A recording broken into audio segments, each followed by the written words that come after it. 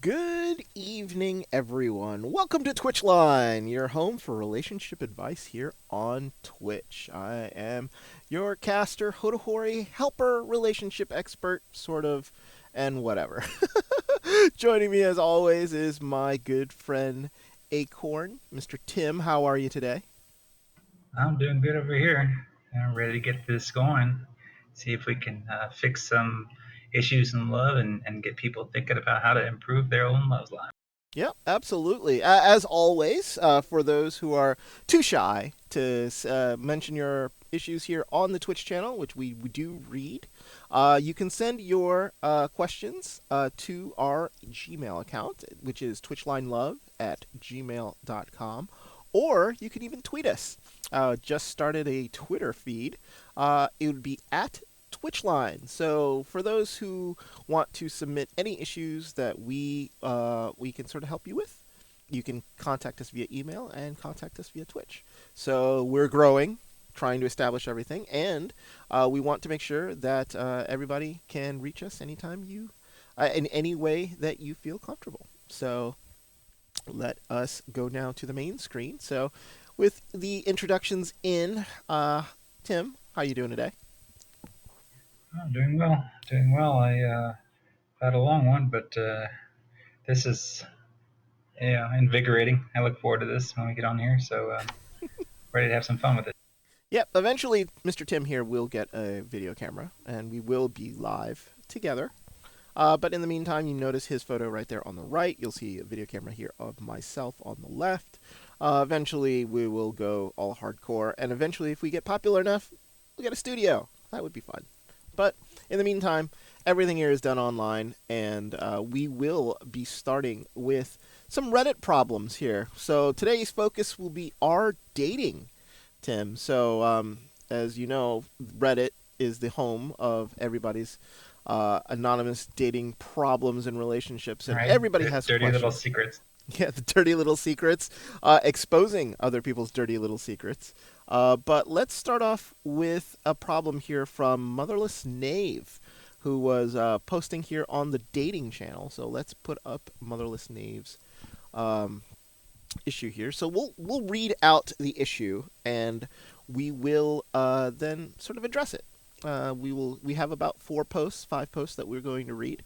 So we'll start off here from Motherless Knave, who posted on our dating. The topic is, honestly, the main problem with dating is the biological sexual drive between males and females. So Motherless Knave writes, sure, there are outliers, men who have barely any sex drive and women who have extremely high sex drives, but in general, men, arrow, high levels of sex drive, women, low levels of sex drive. Men get so horny that they will send pictures to people they barely know or don't know at all. The opposite almost never happens. Please don't try to refute this with personal anecdotal evidence by referencing famous men celebrities. When women receive pics like these, they are usually disgusted. When men receive pics like these, they are usually excited. Men want sex as soon as possible and will gladly sleep with people they barely know. As as well as comfortably keep it casual, women usually want to date before sleeping with someone. Some even won't have sex outside relationships. Men and women want different things, period. It's no wonder marriage has a 50% divorce rate, and the even greater percentage of relationships don't lead to marriage. Monogamy goes against male biology, which is essentially to spread seed to keep human race family tree going. If men and women had the same sex drives, I'd imagine our world would be completely different. If men adopted female sex drives, human race would likely go extinct in a relatively short period of time, or we would invent a new way of breeding. Having bouts of low sex drive in the past, I can confidently say that without a high sex drive, I'd likely never associate with the opposite sex in any intimate way, but to get a lot more done in other areas of my life. If women adopted the male sex drive, our world would become extremely overpopulated and STDs would run rampant and be like a new plague. ITT Redders deny biology. There's so I much to guess. break.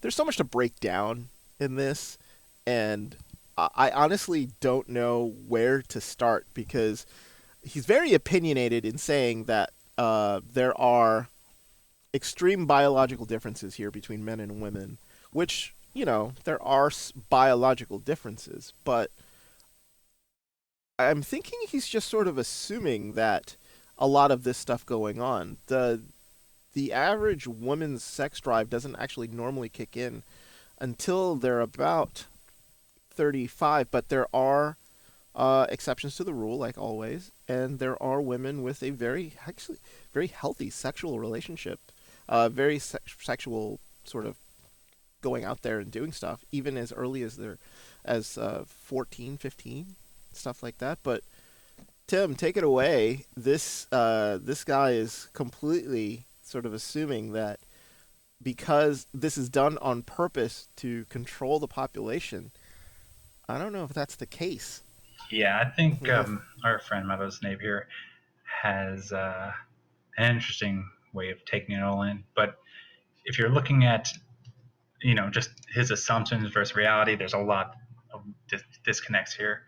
Um, yes, men have high levels of sex drive. Women also have high levels of sex drive, but the, I guess, defining factor that causes a difference is most likely that women have much more risk when going to a sexual situation of pregnancy, right? And Mm-hmm. also, it's much easier for them to get STDs. But in this case, you know, getting pregnant can completely alter a woman's life, whereas a man can just, hop on the bus and ride off in the sunset and see you. Those pack of cigarettes. Yep. So Pack of cigarettes.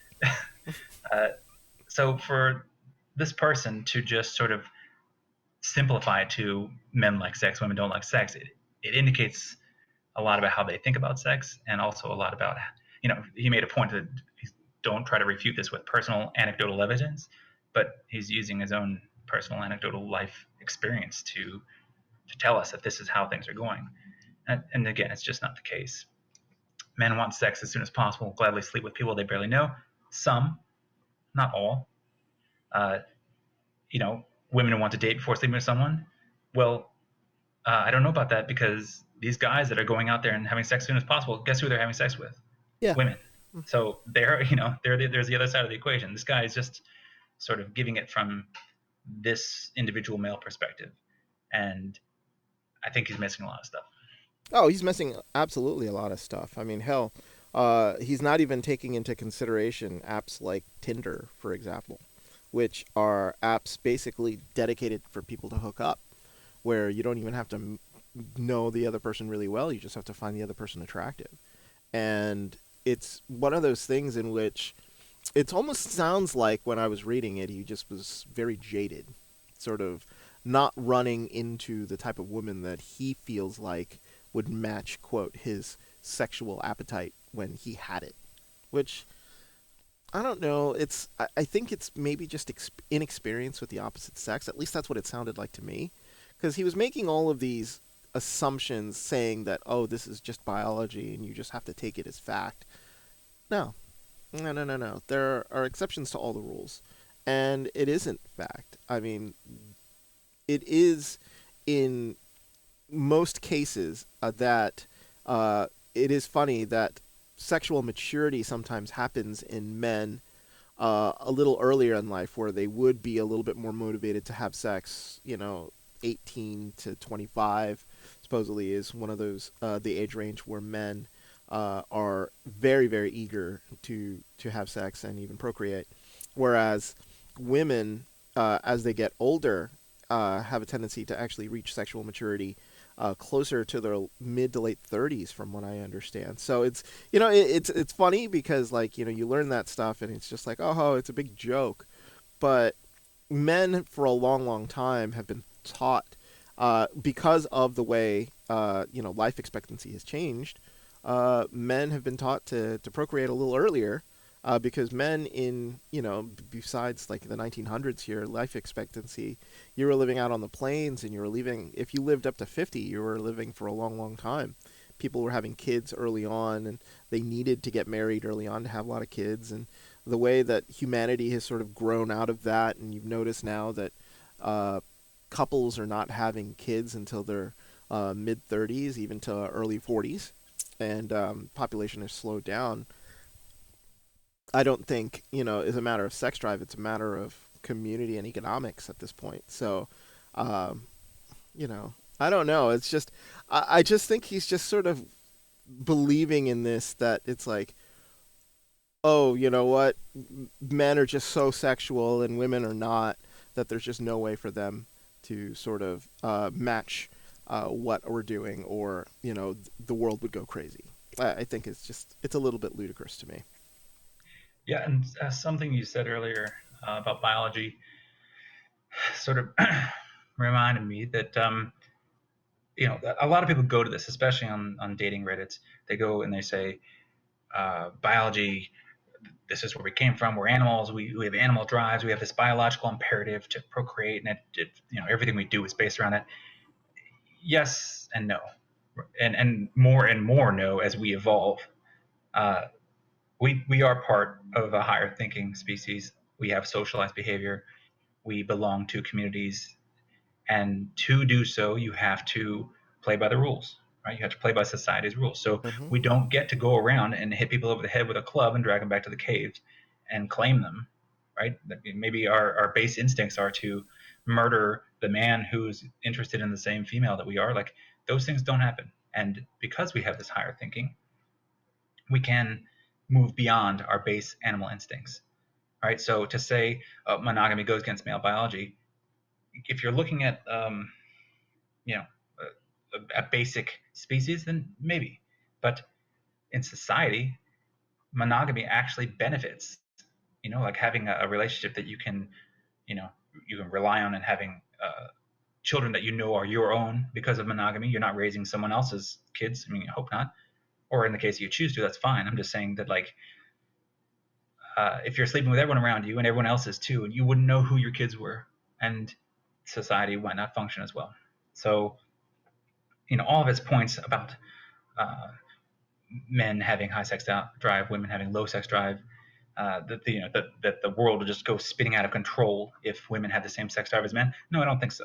Hmm. You add education, you add contraception, give women agency over their reproduction and their health, like reproductive health, and things will become quite equal quite quickly.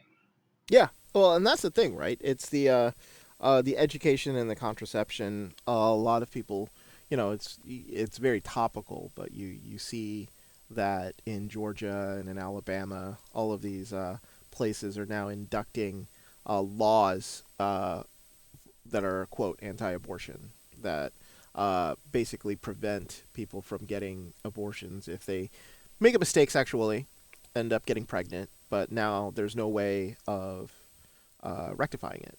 I guess is the nicest way of saying it. As soon as, quote, they know they're pregnant, it's illegal to have an abortion in Alabama, which makes absolutely no sense. Why would you get an abortion if you didn't know you were pregnant? But education and contraception would lead to women not, maybe possibly, and even men who decide to stick around, not being economically sort of shut down by the fact that they would end up having a baby. There have always been talk about a male contraceptive device where men could take a pill and literally not have any threat of getting a girl pregnant or something like that. I honestly think, on the female side, if that was actually true, women would have a little bit more freedom. They know that they themselves don't need to be responsible, but the responsibility was actually I on the other don't side. think You don't think so. so? I mean, No, like, I if don't think so. they were in a Think about this. Who still bears all of the negative? Like, I guess I'm going to say negative, but basically the risk oh no, it's of still no. I'm not. pregnancy, I'm right? not saying. So I'm not so saying the normal. women. I'm not saying the women would still not bear the risk. I'm just saying if they were in a relationship with a partner that they knew was taking a pill that was designed to not allow men to be fertile, that would make them, quote, infertile, but still allows them to have sex. I think if they were with a partner that they knew that was absolutely doing it, then in a normal relationship, maybe or maybe not, you might have more sex. I don't think it's not one of those things in which, like, if it's just a random person and a guy says, "Yeah, I'm on the pill. I'm not doing anything. I'm taking it, so there's no way you're gonna get pregnant." It's just that's just another thing. You're absolutely right about that because I she. think that women will always be responsible for their reproduction. I mean, for at least the impetus will fall upon them, because whether or not she trusts the guy, if the guy forgets, she's still the one stuck with being pregnant and everything that comes after that. And uh, and while people will be like, oh well, the man will have to pay child support and stuff like that. Well, we all know how that goes. Mhm. In a beautiful situation, it happens, and in others, it doesn't. But what I think is, if that were the case, if men did have that kind of birth control pill and that kind of thing, I think you'd end up with both partners in the relationship taking it to double. To double Uh, it, yeah. yeah, So and you then, and make that would make sense. But like, I don't see any girl going out to the bar and being like, "Hey, are you on the pill? Okay, cool, let's go do this," without taking her own precautions. no. I'm not saying that she wouldn't take any precautions. I just think that she would be a little bit more open to a sexual relationship. But you're absolutely right. Sure. Yeah, so I think I think it's just like it's not like saying it's like a plus 100%. It's like a hey, okay, so that's cool. So if I make a mistake, we have a backup. So Yep. okay. Oh, and also, hey, a little bit of information for those that are interested. Uh, Women that are more confident that they're not going to get pregnant are much more orgasmic. So when women that who are already pregnant tend to have more multiple orgasms and achieve orgasm more easily. So it actually would benefit everyone, I think, if we could get this thing nailed down. Well, what is it? Is the women who are pregnant, especially in their first and second trimester, are very highly sexually active, too. So for guys out there who don't understand, like if your wife or partner happens to get pregnant, the sexual drive actually gets kicked into high gear in a lot of women. So if you want to if you have a sexual drive that you say that no women can match, if your significant other is pregnant in that first and second trimester, they're a little frisky and friskier than normal. And that's because of hormones going crazy in her body and trying to adjust to what's going on. But that is a side effect. So pretty interesting. Just to So, motherless Nave, I'm going to have to go ahead and call you out and say uh, you should probably put down the biology book and start, just getting out there and talking to people and figuring out how their minds work. Might be surprised how many women out there have higher levels of sex drive than you think, and men that might have lower ones than you think.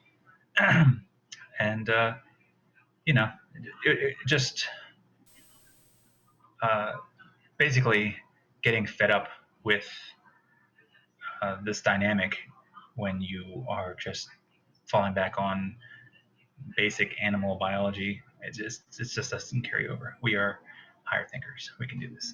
no, absolutely. And absolutely. And I think he has to be open to uh, listening to women and men too about how their experiences have gone and cannot quote assume like he's been doing with the nature argument that he's been doing. He's just, I think he's a little stubborn. So let's go on to our next topic, and it is about mirroring behavior. So let us go to that. Tim, do you want to read this one? Do you have this up on your screen? I do. Yeah. All right. So this is by user Teeny36 Mm-hmm. or Teeny36.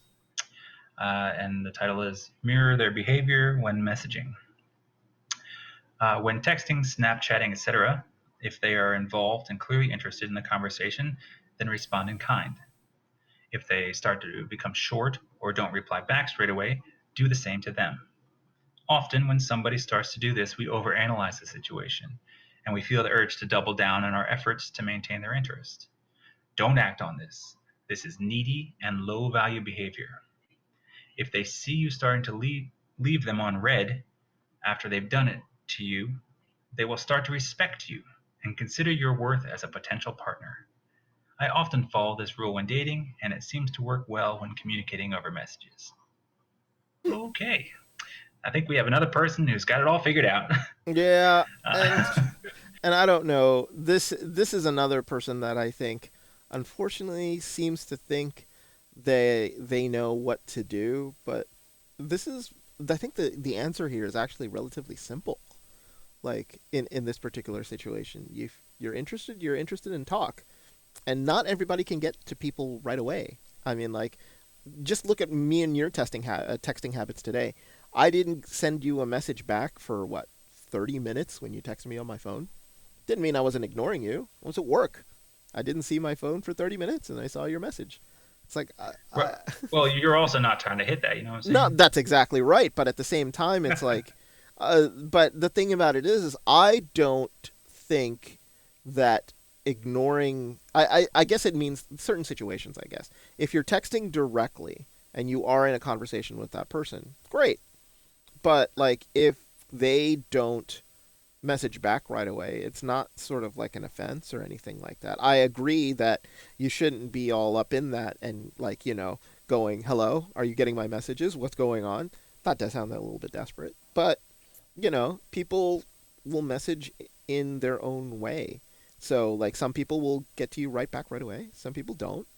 And you can do the exact same thing to other people. I'm not exactly sure trying what he's saying is like you should do the exact same thing. If they message, you should message really quickly. And if they don't message, then you shouldn't message. I'm not sure if that is what is necessary in any situation like that. I don't know. Yeah. So mirroring behavior on like a psychological level and even in dating, you'll see it. It actually comes out naturally when Hmm. people are, sitting in a bar or something like that. They tend to mimic each other's behavior when they're kind of interested in each other, and that's, some people look at that as a way to tell if the person is actually kind of into you. So, you put your hand to your mouth, they might do the same. Keep kind of open posture, you open your legs a little bit, and they adjust your shoulders basically, uh, so that you're facing them, and they do the same to you. These are all kind of indications that things are at least going well, that you're being received well. But when it comes to texting, this doesn't apply. And like, while you should, uh, the rules of the game will always be, dictated by the people that play the game. So if someone says, if they don't, if they become short in text and don't reply, do the same thing to them. To me, that's like, if someone's walking away from you, walk away from them. That doesn't necessarily help you get any closer to them. Now, I'm not Hmm. saying that you should just pepper them with text and like try to get their attention that way, but I don't think pure mirroring in this case is actually going to get people what they want. Uh, if someone drops a wall of text on you and you answer with a single word, there's things going to be problems. There are going to be problems with that, Hmm. communication wise. But if you, uh, if you're maintaining a conversation, you're exchanging information, it should kind of happen naturally, just like when you're talking to someone. You don't sit down with someone face to face and have to think about whether you're going to mirror their way of talking to you. So it should be the same with text. There should be some sort of natural flow to it. And if there isn't, maybe that indicates something about your spark, or how well you would communicate anyways. Can we just agree that texting someone is just normally just, I don't know. I'm older, so I don't enjoy it. Especially if it's somebody that I am really interested in. I'd rather just call them and talk to them. But that's me being old school. Like, we're talking to a generation who basically lives on, DMs and Twitter and Snapchat. And the thing about it is like the art of conversation is all gone. I mean, texting is great and all, and this is my personal opinion, and so don't harp on me for being old, but you get Grandpa. you get a lot more by just talking to the person, having an actual conversation. They might not be able to have the conversation when you want to. I mean, like, texting is great, Snapchatting is great if people are busy or doing other things and trying to multitask. I understand that. But you get a hell of a lot more from another person by listening to their voice, listening to their tone, understanding what they're trying to say. Naturally, a conversation will flow to different places, and you don't sort of get that with text. So, like, you don't get a sense of a person's personality with text, and especially when you mirror, like, you all you're doing is just basically sort of doing the same thing they are, but you're not showing what kind of person you are. So, in a sense, that mirroring doesn't actually show like if you're a funny person and but you are really in a bind, you're busy, you're in the middle of something, and you have to mirror the other person to get a response. It's like I don't know. It's No, I just think it's more. unnatural. Yeah, I think it is kind of like playing a game, and I don't yeah, think it's the game that's going to make you win the game. So, uh, especially if you're copying kind of bad and abusive behavior, if they're treating you like crap through text, then you're going to do that to them. Like, where's the win there? yeah, Um, yeah, and then, but today, I mean, if we're talking about people that are from a younger generation and who are primarily communicating through text, I mean, you look at online dating, right? Uh, you're swiping on someone, and then a lot of people, honestly, a lot of people will not ever have spoken on the phone before they go meet them for the first time. They'll just have been exchanging texts for a few days, sometimes a full week.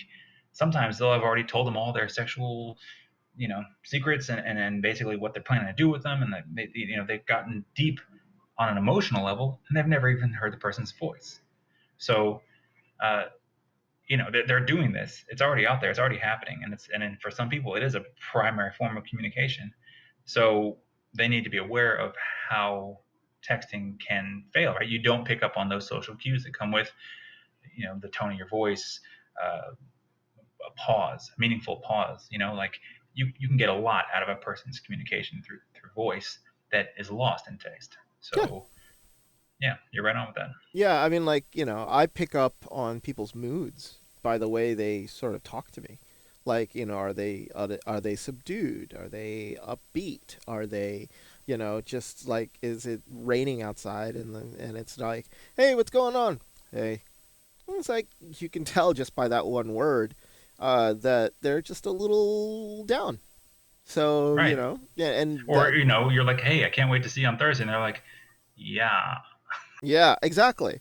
That's the I am not really happy to see you on Thursday.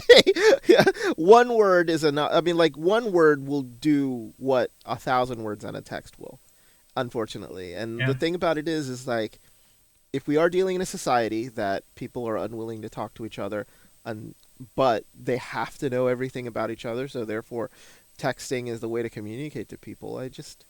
I honestly think it's a shame because you miss out on a lot of stuff.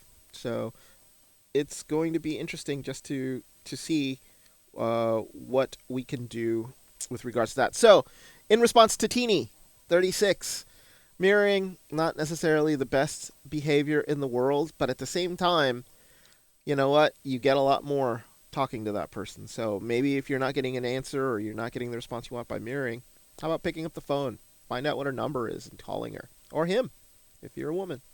So what are you gonna do? Or them if you're going to get freaky. Yeah, because hey, nobody said that you needed just one partner at a time. You can have multiple. So we'll move on to the next topic here. So the next topic is I don't know how to connect to women. Now this could be a very anxious male or a female who maybe I never really thought about it this way, but never a woman who maybe has never had a relationship with another woman. But he is a guy, so his name is oh god, his name is Yawa Warthought. So I'm not going to try to pronounce that again. But he is saying here on Reddit, I am a 24-year-old virgin guy and I've never had any kind of romantic or even emotional connection with a woman.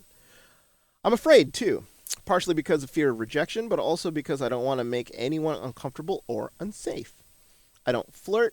I have a next to no conversation outside a family of women who are at least 40 years older than me, and if I do, it's with a cashier or waitstaff, and I keep it brief. I have somewhat gone out of my way to give compliments, haircut, hair dye, makeup, but even then I tend to feel I'm overstepping my bounds. Because I know that women get harassed enough as without me getting involved. So I don't try to be friends. I don't try to flirt. I absolutely never imply anything sexual, and I'm miserable for it. I would like to have a genuine connection that may blossom into something more, but I don't want to hurt anyone, and I don't know how to make anyone on how not to make anyone uncomfortable. But are you making somebody uncomfortable? Now, this is, I think, one of those.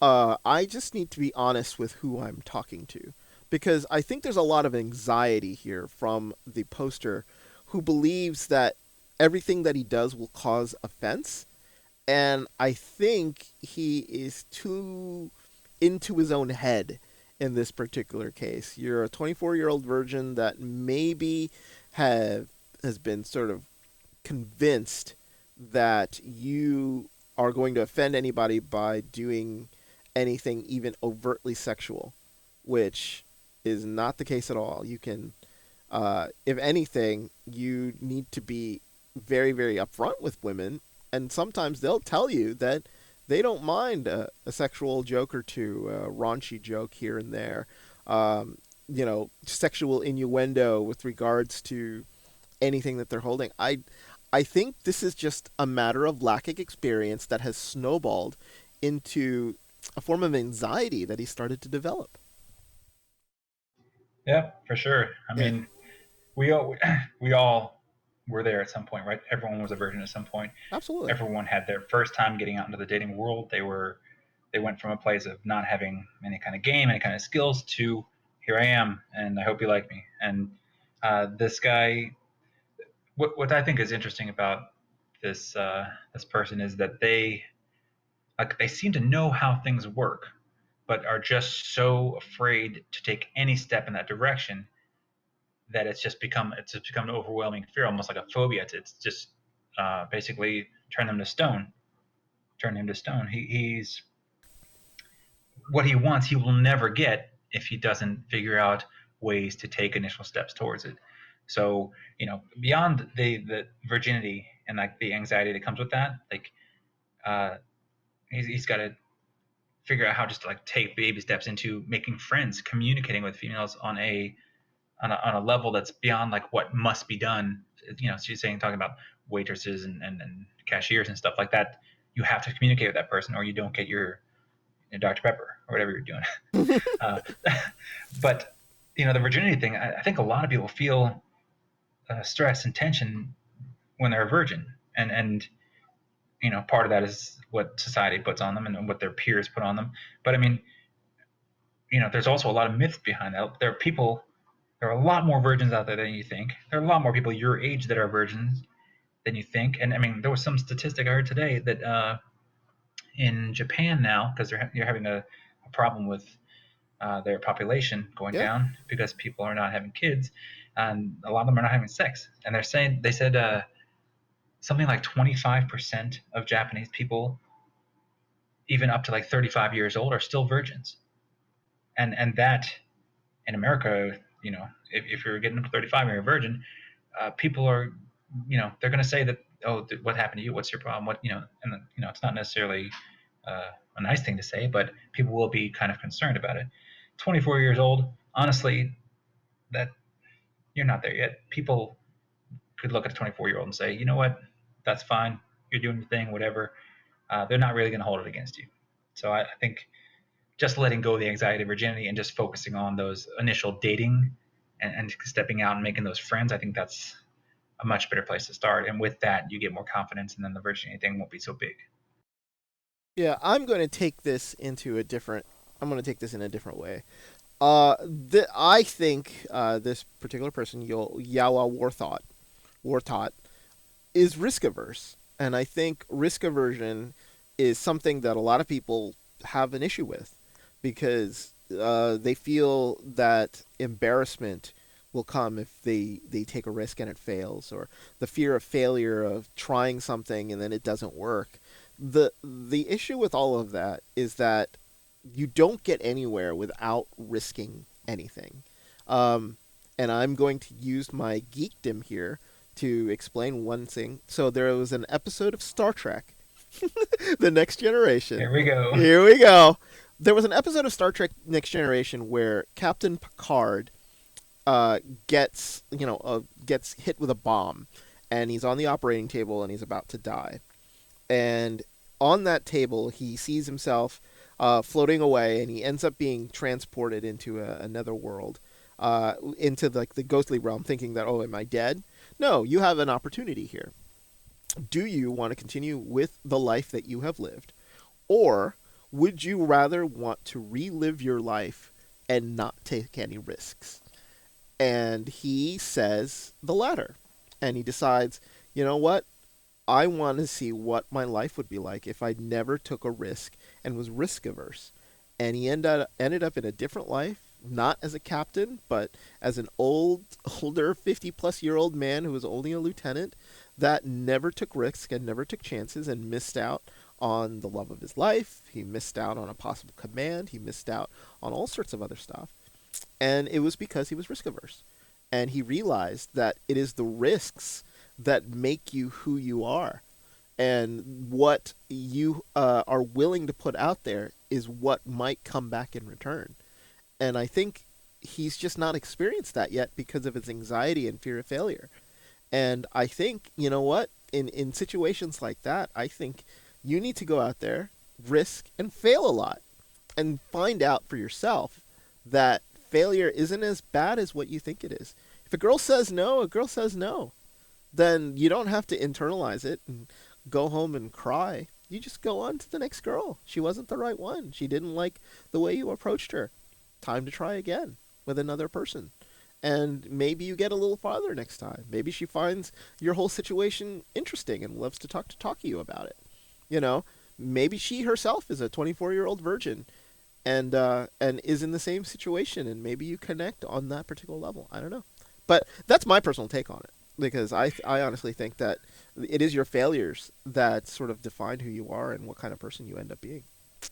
So I'm going to go ahead and say right now, Hodo, if you found a way to take a lesson from Star Trek that will help this guy get laid, then you are so professional and max level, and you're just the dude. Okay, if Star Trek somehow gets this guy, connected and in love and happy and having sex, then man, you nailed it. Well, that's the thing. That's the thing, right? Like, the old Star Trek, Next Generation, and even the original series had moral conundrums and ethics associated with them. The new garbage that comes out that's on CBS All Access and even the movies are just beautiful sci-fi schlock. There's no story. There's nothing behind it. Like, I personally relate to Star Trek in this particular case, just because the story is very, very similar. He's saying that he's never had an emotional connection. He's never done this. The fear of rejection, the fear to put yourself out there, is very similar to what happened to Capitan Picard in that one episode. And there's something to be learned, even in stupid television like Star Trek, that there are life lessons to be had. And in my particular, and my final thought on all of this is that he just needs to get out there. I think he needs to have whatever friends he has and maybe depend on his friends a little bit. Go out drinking and have some fun. Talk to women. Go out there. It doesn't matter who it is. Just go out there and just be yourself.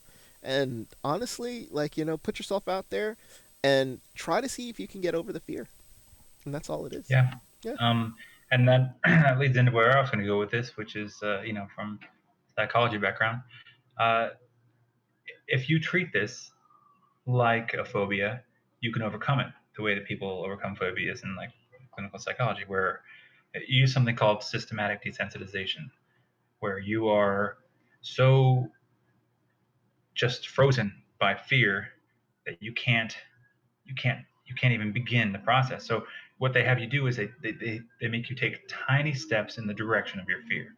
So if you're afraid of being rejected by a woman, then you just start off by like being around women, not even necessarily interacting with them. Just be in close space to women and learn to just be cool with that.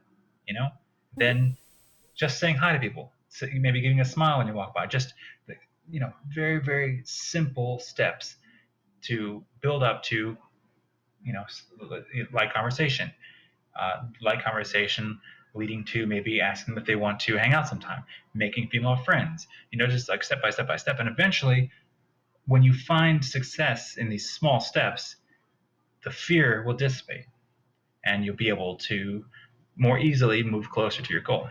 So, you know, if that's what you can do, then more power to you. And if you can't, send us an email and we'll walk you through it. Yeah, absolutely.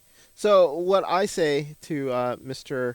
Yawa Warthot, Yawa Warthot, I don't know. I can't say his name, but I just gotta say, hey, look, just see if you can do it a little bit at a time. Put yourself out there. It's not as bad as you think. So that's my take on that whole thing. So we go on, and we're going to go on to the next topic, and this is vastly different to some of the things that we've talked about, and it's dealing with an ex and how to overcome what an ex said to you. So now this is one of those things in which we've normally dealt with people in situations about sort of dealing with how do I talk to a girl or how do I act in a situation. Well, this person's been in a relationship and is having trouble going forward. So Tim, would you like to read the person's question here? Yep. His name is Some Nope. Stuff I Want to Know. I think that's what Nope. his name It's a girl. is. It? Oh, it's a So yeah. girl. So Hmm. and then Okay. we're pulling from the Reddit. The other three Reddits were from the dating, just general dating. This is Hmm. from dating over 30. So Oh, okay. might be slightly different feel, different level of experience, but let's see where it goes. And yes, this is a 30-year-old female.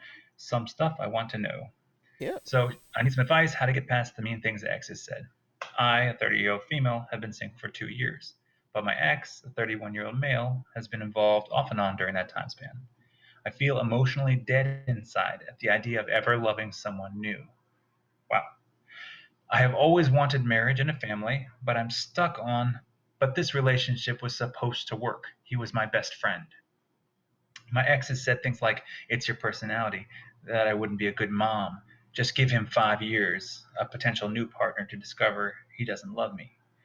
And basically everything to indicate I'm a broken, flawed person who is incapable of being fixed in his eyes. Some of it he said when he was angry, but the personality comment was made recently during a conversation in which I pleaded to give us another chance from square one, which he didn't want to do. I play the things he's told me over and over in my mind every single day. I fear that maybe I'm unlovable romantically. I don't feel anything when I meet anyone new. I'm on Tinder now because my ex has one and I got angry, and it shows that 4,000 people have liked my profile. I look through faces and words, and none of it means anything to me. I find it disgusting and impersonal, like trying to shop at a grocery store of men or something, and I just don't like it. I'm 30. I may never marry or have kids, two huge things that I've always wanted. My question is, how do I get to the point of acceptance? I feel so lonely and broken most days. Wow. This person is. Oh, I feel really bad for her, but at the same time, I think it's one of those things in which she's been very very hard for herself, and this is one of those times in which you really do need, I think, somebody to help you, friends or whatever, to tell you that your ex is a scumbag. And I'm taking this from the quotes that he has been saying about. I think it's very mean and very terrible to say to somebody that they would not be a good mother. They would, you know, this is not something that you should be. Uh, Basically, to imply that you're broken, um, when you seem very able to sort of express how you're feeling, which a lot of sort of broken people are unable to do. I think you've been in a relationship with a person that you thought maybe is your best friend, but maybe had a little bit of something that you were ignoring, maybe a personality that wasn't necessarily the nicest in the world. And you need to love yourself a little more, I think, because I think you're taking this way to heart and not giving yourself enough respect as a person to be like, no, I'm not like this at all. No, I know I would be a good mother. I know I can be married to someone and actually be in a viable relationship. I think this is just one of those things where he was saying some things maybe to put you in a place where you were a little bit malleable, where he could control you. And honestly, I'm really glad that she's not in this relationship with this person anymore, because I really don't like the way that the way that he said a lot of this stuff, even when he was quote, um, not in the right mind. So my take on that is that I think she needs to give herself a little bit of credit, and maybe sort of find a way to possibly avoid this person for an extended period of time to make sure that she has some time to get over this particular person. What do you think? Yeah, I think we got a textbook case of psychological and emotional abuse. Yeah. Uh, this guy probably knows that she has some self-esteem issues. Uh, I say that because it takes a certain kind of uh, relationship with yourself to allow a person who's supposed to love you to treat you that way, and that is very dysfunctional. Hmm. And it also maintains it, right? So even if she did start to feel better about herself, it seems that this guy would be bringing her back down. I don't know if he used it to, basically, as you said, make her malleable and get what he wanted from her. But laying into someone like that and keeping them, basically gaslighting them to say that you're a broken, flawed person, you'll never be fixed, and uh, basically disempowering you. Yeah, it's a way of abusing someone, and she is abused, and she fully believes that she deserves it. So it is. It's really hard to read this and to imagine what she's going through, especially since she has a light. She has a dream that she could have. She could be happily married and have kids, and she's always wanted this. Uh, and that inside her, she does want this enough that she is trying to do something about it, and that they broke up. I don't know if he broke up with her or she broke up with him, but I think the fact that that she's been involved with him on, off and on during that time means that she keeps coming back Uh, to the abuse. There's something that draws her back in, and maybe it's her, identifying herself as someone who deserves that kind of treatment. But I think that she's kind of stuck, right? She says this was supposed to work. He was supposed to be the guy, and she's living into that, and that's why this cycle continues, and that's why she keeps getting beat down. yeah. Um, so, what do you think about her getting on Tinder and having 4,000 people like her? And then, what do you think? What do you think about that section? I think honestly she tried to use that to sort of try to make her feel better. And I can understand the fact that you have 4,000 people liking your profile says to me that she's fairly attractive on the outside, possibly to the people on Tinder. But it's one of those things in which you're looking for a short-term gain. You're looking for something to make you feel better. It's not there, but it didn't have the effect that she was hoping that it might have. There's only so much other people can say to make you feel better, especially if you're in a situation where you've been in a stereotypical abusive relationship, the way that this sounds like, emotionally abusive and not physically. But like, you're looking for that, hey, I'm normal, I'm okay, I'm somebody told me that I'm beautiful, so great. But she's not finding that satisfaction on this, and she's even said it, like she looks at it like she's grocery shopping for men. This is not what she's looking for. She's looking for a well-meaning relationship that she can connect to on a spiritual and emotional level, and actually build a family with a person that she wants to have this type of relationship. Especially, she deserves one. I mean, everybody deserves a relationship where they don't get demeaned. They don't get told that they're a terrible person. They don't get told that they are not going to be a good parent. They don't get told that you're a broken person. This is not normal. This is not something that good relationships have. This is something that is very, very bad, and to a point, I almost want her to actually talk to an actual therapist, because sometimes in situations like these, especially, see, so that she's been in a relationship for that long. She seems like she's been coming off of this relationship for a long time, minimum 5 years, I think, is what she said. Uh, Sometimes your friends can help, but a professional in this particular case might be even better to talk to help her sort of understand, besides us two schmoes especially, that what she has been suffering is not something that she should have suffered as a person in a relationship. It's not normal.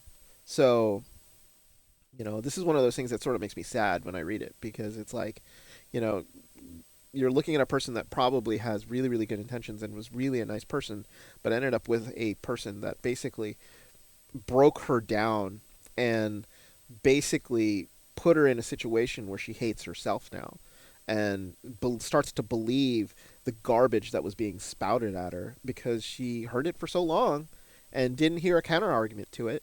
And now she is taking it as fact, where it's almost in a way like brainwashing. And I almost want to compare it to Fox News and people watching what they say online, because there's really, like, the thing about it is, but it is like that. It's like, you're being told something over and over and over and over again, and it seems like that she was, and she started to believe it, and you Well, don't that want to is do. that that's possible. But there is another side to this whole thing, and that is, this also applies to the Fox News theory, and basically anyone else who subscribes left or right to any major media outlet. Uh, some people go looking for what they already believe to be true, Hmm. right? So, like as far as media goes, you say, "Oh, well, I believe this, so I'm going to go listen to the people that say what I already believe to be true," and that makes me feel good about my ideas. Um, it's possible that she already believed this about herself, that she believed that she deserves this kind of treatment on a subconscious level. Most people don't actively think it, but people live into it, right? So it is possible that she actually, uh, like what she believes about herself kind of dictates to her who she seeks out and who she attracts. So she may have inadvertently or subconsciously gone after someone who would put her down and make her feel as bad about herself as she already does. I can't say for sure, but there is also that possibility. Yeah. Um, and there was one other thing I wanted to say, um, which was in the second paragraph. She said some of the stuff he said was when he was angry. The personality comment was made during a recent conversation in which I pleaded to give us another chance from square one, which he didn't want to do. I want to talk about the start over from scratch fallacy. No, that's Yeah. not real life. Yeah. That's not how anything has worked ever. We don't have the Men in Black mind eraser. We The way we get where we go in this world is from our experiences, from our successes and failures, and to just believe that you can snap your fingers and say, okay, we're going to start over and we're just going to be good to each other now and we're not going to be abusive, and these things don't happen. People can change. It is very difficult and it takes a long time. And it's generally, when you have a dynamic as strong as this and a dysfunction as strong as this, it's not something you can just say, okay, well, we're gonna try again from the beginning, right? Those things will come to light again. So her her future will repeat itself, or her past will repeat itself, and it will be her future. So if she really wants the best for herself, she wants the dream that she's described with kids and family, she needs to get rid of this guy and not look back. Yep. First things first, I think. Step one on a plan on how to better yourself is, one, don't talk to him for a long time. Don't even think. Don't even Ever. take ever. Like, delete him off your phone. Delete his email. Delete any way that you can find a way to talk to him, because it'll just bring back bad feelings. First things first. That's one. Two, friends. Go out there. You need to find a way to make yourself feel better. I think you need to get your mind off of it. You need to put yourself in a healthy situation where mentally you're not sort of mulling over this all the time. You need to find a way to get away from it a little bit. So, reach out to your friends if you have any, and have some fun. Find a weekend. Do something. Go out. Watch a movie. Just anything to sort of get you from focusing on this as a sort of major point in your life, which is sort of feeling like it's going to try to hold you back. And three, I think, is to just have an honest discussion, possibly with one of your friends or even a therapist, to say it's like, are these emotions that I'm feeling with regards to this in any way normal? And I think you're going to get your answer, and you need to be able to overcome these feelings of lack of self worth and this feeling that you're broken, even if you feel like that, you believe that this is something that you are or you're not. It's like, if you feel like that you're broken, then let's find a way to fix you and put yourself together and work on it and feel like, what are the things that you feel like that make you this way, and then try to see if you can get over it, because it's going to take those baby steps to get you to the place that you want to be before you can be in a healthy relationship with someone else. Because I think possibly like going to another relationship right away, trying to sort of figure it out, and maybe having a tender relationship with somebody might not necessarily be the most healthy thing for you. Because I think you need to be in the right state of mind to be in a relationship with someone healthily, in a healthy relationship with someone. Uh, So, I agree with most of what you said there. mm, The only thing I differ on is I would say, yeah, skip Tinder. yeah, If it already discussed you and the concept of it discussed you, then don't go there. But I think it might actually be beneficial to go out on dates where you're not looking for your husband, you're not looking for like the next huge relationship, but like to get out there and meet people and to find that they don't treat you this way, that they don't say these things about you, that they don't see you as broken, flawed, that you're inherently just wrong. yeah, Because that it could be such a breath of fresh air, and it could make you realize that you don't need to be treated this way and that you don't deserve it. And then that will help with the sort of rebuilding. yeah, yeah. I mean, like, fun dates exist still. You can go out with someone, have a good time, not have it be in any way sort of like looking for the next husband or something like that. I forgot about that. So it's like, yeah, that is Yeah, you actually don't have something. to sleep with Yeah, anybody either. Just yeah, like just get out there and talk to somebody and exactly. see that like the world can be better. Yeah, and hopefully, you know, hopefully that's something that you can do. But it's one of those things in which hopefully she does like sort of move on, because the first things first, get rid of this fucking guy. Like, this guy needs to go. It's like, needs to be out of her relationship, out of her life, in the most express way possible. I think it's like, but Yeah, the it's problem with that trash. is that, like, letting go of somebody that you've been in a long-term relationship with can be very hard. You randomly see them, they usually end up going to the same places. Sometimes you might have the same friends. It's very, very difficult, but you need to get this guy out. That is number one. So hopefully that has helped stuff I want to know a little bit with regards to what's been going on. Tim, we do have a little bit of bonus time here. So I think we've hit the hour mark here on our cast, but we have about 15 minutes or so that we can sort of still talk about one extra topic or two. You interested? Yeah, let's do it. All right. This topic is this is a general question, so this is more of a discussion topic for both of us. This is from Queen Lizzo, and this is on the online dating Reddit. And she asks, "What makes your blood boil in online dating?" And her comment goes, "I was talking with this guy and responded to his question. He replied, 'Good girl.' God, I freaking hate that when guys say that. I'm not a dog. I'm not your slave. Uh, do not say I'm a good girl. It's demeaning. I'm a 48-year-old woman. I'm not your girl. I'm super easygoing normally, but when a guy does crap like this, I block them immediately.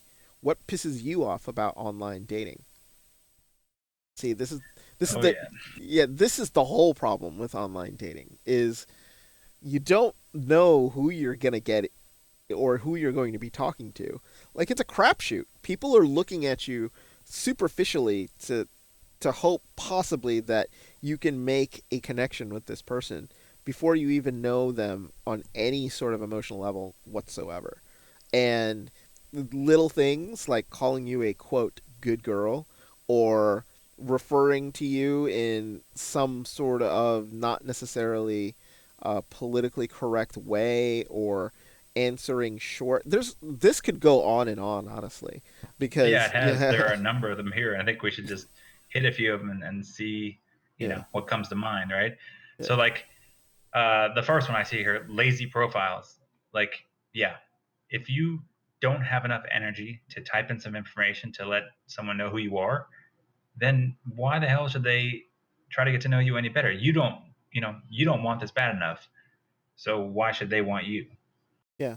And the thing about it is like lazy profiles are also subject to people who do not want to let people too much to know about who they are, because they feel like, sometimes it happens where you might not have a lot that you can sort of describe of what you do. So therefore, a profile can be very sparse. And therefore, there's nothing you know about the person because he really doesn't have that much going on, which makes it really hard to understand what the person is or where the person comes from. Right. I Let's mean, if you're yeah, looking for something just casual yeah. and you just want to like rub your parts against their parts, fine. Just put up your pictures and let that thing happen. But like, if if you think that you're just going to put your pictures up there and then you're going to find something meaningful, it just doesn't make sense. No one can look at you and know who you are as a human and what you bring to the table. Besides, you know, and this is another personal one for me is that the pictures people choose to put up there are so annoying. Oh my God, did you travel and climb up that mountain? Congratulations. Oh look, there's you with some drinks. Oh, look, you found a animal that's really cute that's somehow going to add value to your, your Mhm. face. Like, it's just, it gets so repetitive, and people are, they're just, they're not really showing themselves. No. They go through like the formula, and it just becomes tired.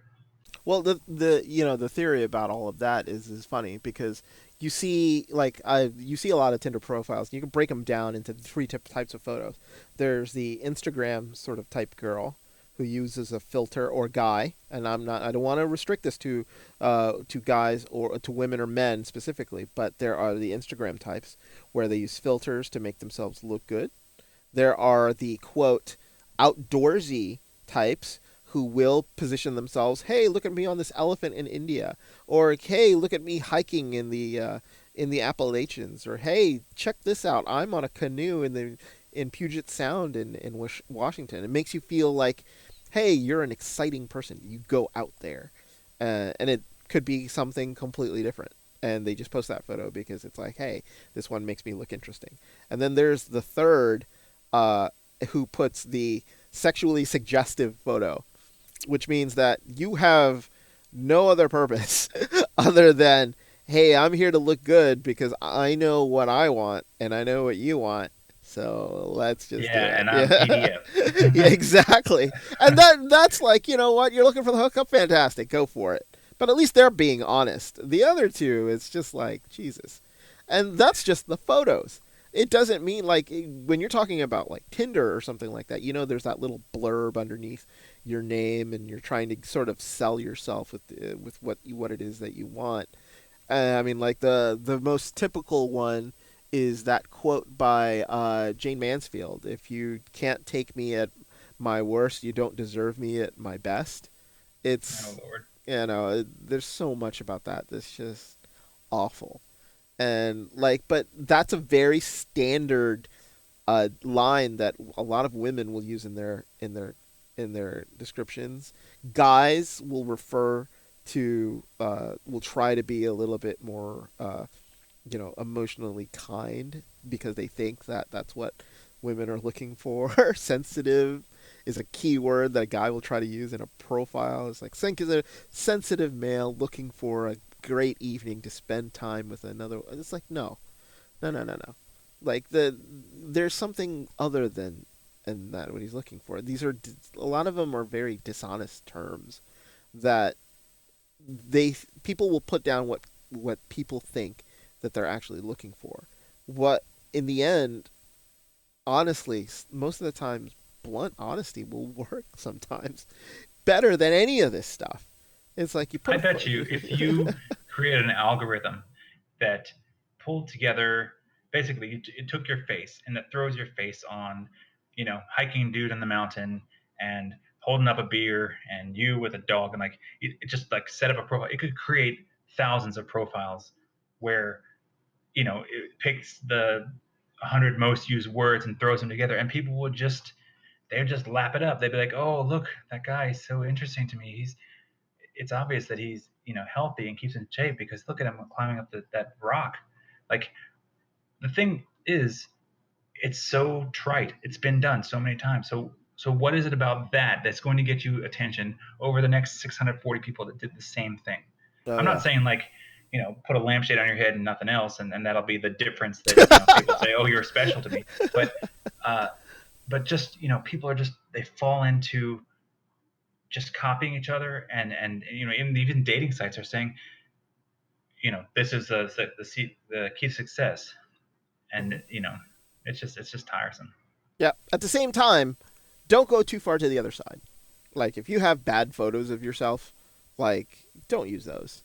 Like you throwing up on it while drinking, or you with exotic animals and treating them really weird. So you have like a python or something like that. Might turn off people the other way. So the thing about it is like there's so much to talk with regards to online dating. What makes your blood boil in online dating is so general because there's just so Yeah. many things that can just sort of fall in this category. We could talk about All it right. for hours, honestly. Let's let And me do yeah, some. Let me do a quick lightning round with you. You yeah, just give me your first initial response. All right. yep, People who use the online dating for just getting a cyber attention. yeah, What do you yeah. think about that? That I think is honestly true. I think there are people who will use dating platforms just so that they feel they it can use it as an ego boost, and it goes both ways, Right. honestly. Validation. Yeah. Validation. Yep. Yeah. And that's rude for people who are actually looking for a connection. Hmm. So okay. What about people who give you attention, but they live 7,000 miles away? That's just annoying. It's really annoying. So it's like there's no. That is more for people who are looking for the attention, if because there's no chance or possibility that you're actually going to meet this person in person. So like, what's the point? Yep. Okay. What about this one? Uh, you have your date scheduled. You've done all your prep stuff. You got enough fancy, put on your good clothes, and then like an hour before, they just cancel on you. That is real life. Stuff happens. That unfortunately happens a little So too. that's more forgivable. I think so because honestly, it's like, look, you're planning to do something, and then all of a sudden an emergency pops up. Let's say you're a single father with a child, and your babysitter cancels on you, so you're stuck with your daughter. That happens. Or you have a date coming, and you have to end up working late, and there's nothing you can do about it because your boss is on you. Happens. There are real life circumstances where stuff like that can happen, and unfortunately, like that is something I think is a little bit more acceptable. It is annoying, but if a person on the other end actually does want to go out with a person, they'll make it up to you. At least I think so. If they Okay. weren't, Well, if they weren't serious about it, then you'll never hear from them again, or her. yeah. What about people who swipe you and say, "Oh, I'm interested," and then you message them and they never message you back? Could be that they just don't like you. What are you gonna do? So why did they swipe you? Because they were trolling. I Or guess so. there was the experiment that I had with a friend of mine when we were driving through North Carolina to our friend's wedding. I was like, "Hey, swipe every girl as we go through this particular city, and see how many texts you get back."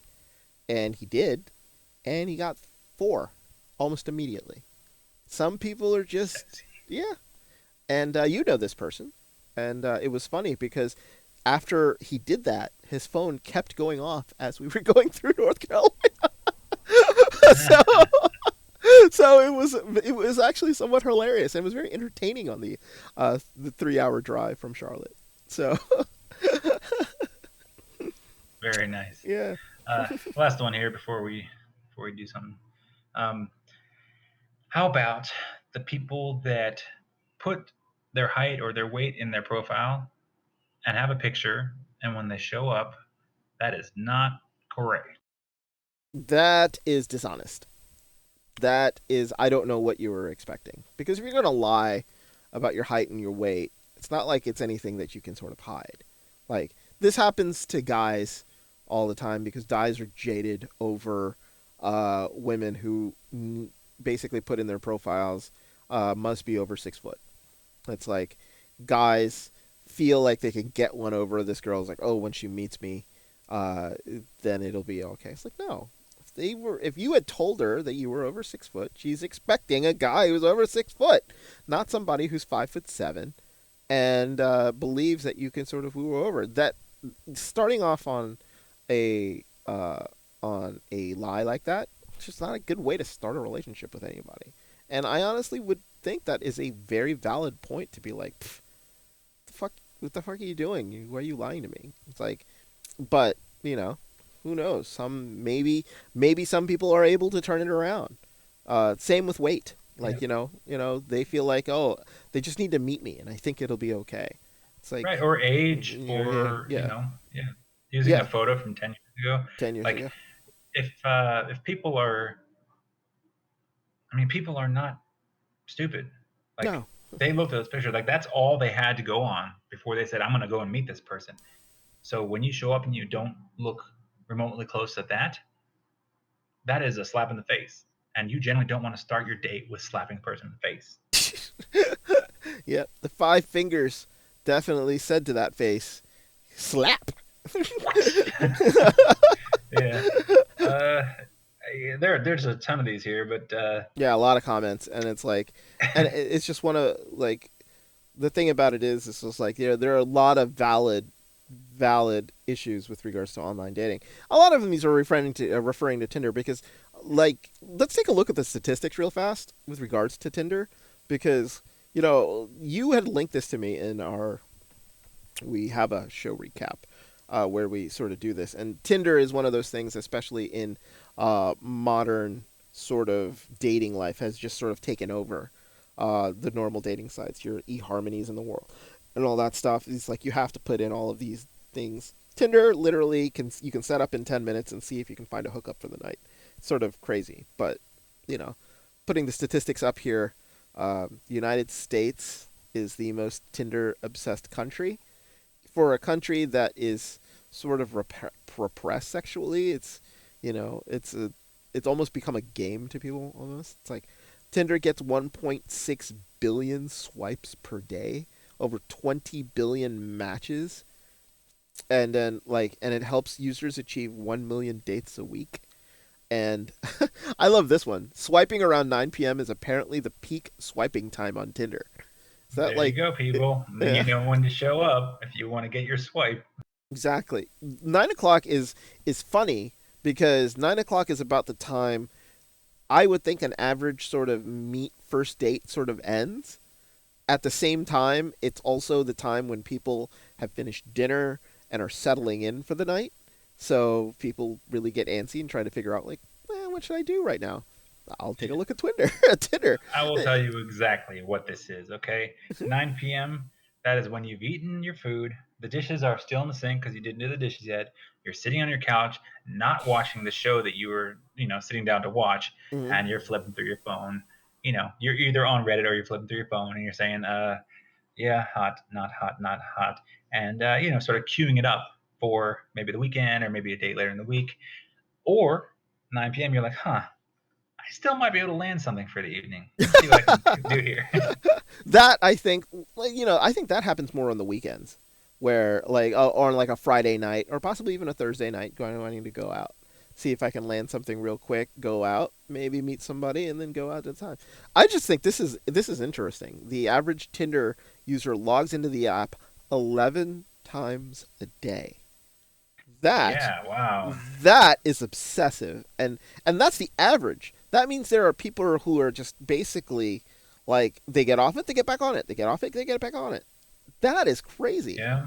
I And mean, I wonder if it's related to like getting notifications that someone said someone swiped you, or if it's like just obsessive. Like, do you like me? Do you like me? Do you want I think some of it has to be like that, right? But I think the fact that, like, there is this excitement that people feel with regards to, like, oh my God, somebody is messaging me on Tinder. I'm wondering what the hell's going on. This is pretty neat. Um, Tinder was only used on college campuses. That is a category that actually was one of those things that Facebook did. They limited it to a limited market in order to make it a bit exclusive. And then when they opened it up to the world, people were like, "Oh my God, I'm finally being able to get on here now." It's the rule of limited availability. If you make something limited availability, and then all of a sudden open it up to people, you give people this false perception that they are in some way special getting something. So that is more business oriented than anything when it was only available to college campuses. And Yeah, the true. yeah, and then That's interesting here. That if you list the music that you like, you're 84% more likely to get matches. If you, for it, and the difference, this is the difference between men and women. If you're a man, men prefer to swipe right on women who are dressed in formal clothes as opposed to wearing bikinis or less clothing. Not by a lot, but 20%. But mhm. then 53% of women on Tinder prefer to swipe right on men who have their bodies visible and swipe left in a formal outfit. That's interesting. So Yeah, that so yeah, so that formal kilt that I was wearing that I put as my Tinder photo really didn't get me that many swipes when I did that as a joke. Uh, yeah, but you weren't in Scotland. If you were in Scotland, you would have, ran them up. Still, I'm wondering. Oh, I haven't gone to England in a bit. I wonder if I could use that photo and Tinder in Edinburgh for 2 days and see if anybody would respond to my Twitter. That might be an interesting experiment that I might do next Yeah, time I'm in do it, Scotland. do it. But yes, those are some Twitter fun facts from Tinder, excuse me, fun facts for everyone. The online dating world is treacherous, but it is a fun place to explore. We've hit about an hour and 35 minutes here. It is now 11:35. Timmy, final thoughts on some of the problems that we've sort of hit today, with regards to the channel, to what we've seen and read. Yeah, I think. Well, our first couple were people that had, I guess, very concrete ideas about how to approach the dating world. That things are fixed in biology, and that these are just the way it goes.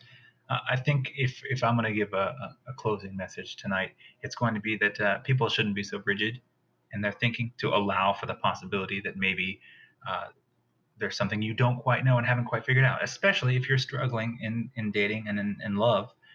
Perhaps these rigid concepts you have are what is keeping you from getting what you want in love. So open it up a little bit, do some reading, talk to some people, get perspectives from the outside on you and on dating in general, and you can learn a few things. I am going to quote Crash Override from the movie Hackers. And it is a very very bad '90s movie starring Johnny Lee Miller and Angelina Jolie.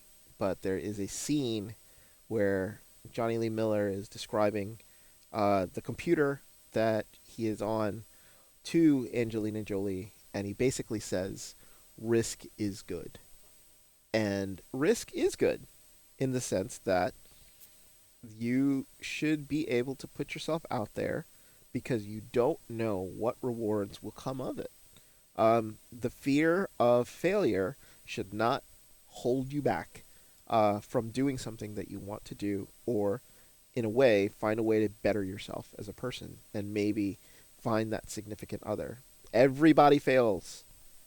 You should always mention that. Not just you, but everybody in this world will have a failure or two. Even the most perfect person in the world will not necessarily have a successful day. And if you can sort of have a little win here and there, maybe it can sort of help you out. So, risk is good, folks. That's my final thought of the day. So, that's going to do it for both of us. Timmy, Mr. Acorn, thank you so much for contributing today. I'm hopefully I will have some of my own Reddit comments here that we can sort of reference. But he did a lot of the research today, folks. Give him a hand.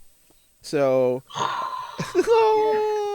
so join us again next week. We will be trying to turn this more into a regular, scheduled time so that everyone can sort of join in, and hopefully we'll be able to start maybe posting the sections of the video that relate to a lot of these people's comments here on Reddit, and then hoping to post them in their channels and give them a response. Hopefully that'll be helpful. I really want to do it for uh, some stuff I want to know, because I feel like that we really did sort of focus on her a little bit, and she definitely would love to get some help. And we'll try to see if we can sort of cut the video a little bit and give her a video response to her post. But that's going to be it for us. Thank you so much for joining us today here on TwitchLine. Hope to see you next week here on Wednesdays here on Twitch.